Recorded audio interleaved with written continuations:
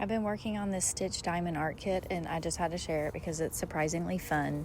It actually comes with a frame, so when you finish, you can hang your artwork up right away. Basically, it's like a mosaic painting, but with little tiny gems or diamonds that you stick onto a pre-printed canvas. Everything you need comes in the box. It comes with the gems, the canvas, and the tools, so you don't have to buy anything extra. You just open it up and you get started. It's something kids and adults can both enjoy, and I've noticed it's really good for fine motor skills and hand-eye coordination, and honestly, it's kind of relaxing.